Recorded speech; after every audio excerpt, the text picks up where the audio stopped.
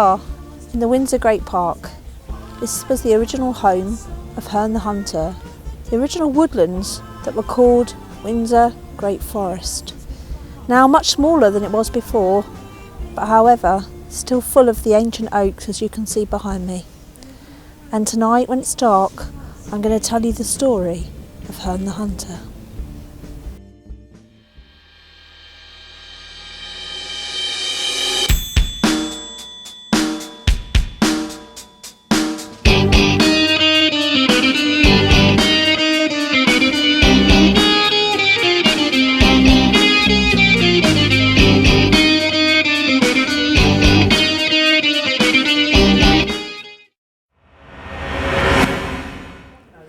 I'm Shaz, and I'm a big fan of the extremely talented band Spriggan Mist, and you are watching Spriggan Mist TV.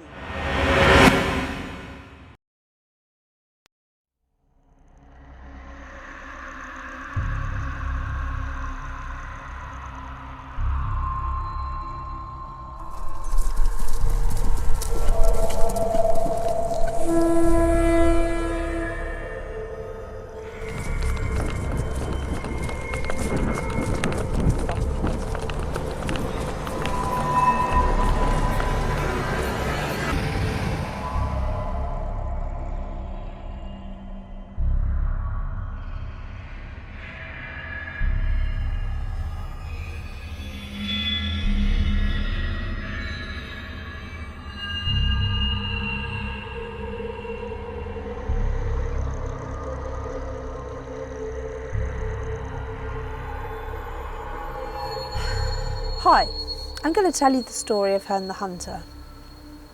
Herne was one of the most amazing huntsmen in the Windsor Great Park. He was the huntsman for Richard II, and he hunted day and night for the king. One day while Richard II was out hunting, unfortunately a stag decided to charge, and as it charged at Richard II, Herne realised that without an intervention, Richard was going to die. He jumped in front of the stag. He wrestled the stag. Unfortunately, he was impaled in the stag's horns, but he slit the stag's throat and the stag died. Richard unfortunately realised that he was going to lose his favourite huntsman if he didn't do something quickly. Suddenly, from nowhere, a witch appeared, a local witch.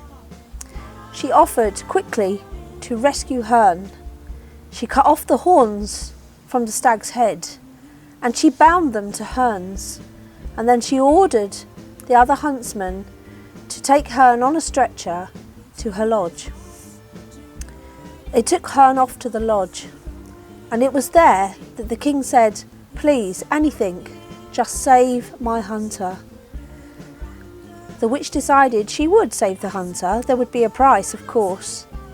However, the other huntsmen, who were very jealous of Herne, had other ideas. So, there was Herne lying injured with the horns of the stag strapped to his head, and the other hunters all grouped round. They were very, very jealous of Herne, and the one thing they didn't want to happen was him to return and become the head hunter again. So, they clubbed together with lots of money and they bribed the witch. They said, "By all means save his life, but please do not give him back his powers he once had. Do not make him as good as he was." And the witch took the bribe, and she did as King Richard asked. She saved Herne's life. But when Herne returned, he wasn't a man, he was. No longer could he hunt like he had. No longer could he track the deer. He couldn't smell the deer, and he certainly couldn't follow the hunt. And really he was of no use to the king any more. But the king was so upset. He wouldn't have got rid of Herne, but he knew that he wasn't his top man anymore. This injury had changed him. Herne was so upset there was nothing for him to do than to take himself down to a very large oak tree, where he threw a rope over the bough, the noose around his neck, and asked the horse to ride on that he was sitting on. And there he hung, dying in his last days of sadness, knowing that no longer he was the man he wanted to be. And the other huntsmen, of course, they knew what had happened, and they knew that that tree forever would haunt them. They went to see, in fact, a local wizard in Bagshot Heath, not very far from here.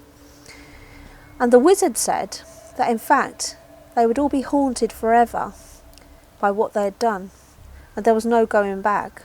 The old essence of karma, I guess. And what happened next was very sad too, because one by one those huntsmen became injured, got sick, were laid off, but certainly they were no longer hunting for the king. And so the story goes that Herne still rides through the forest with his hunt, and you hear the wild call. But if you're driving through the Windsor Great Forest late at night, and you see Herne riding by your side, beware, because they say that if you see Herne riding by, then you're next in line to die.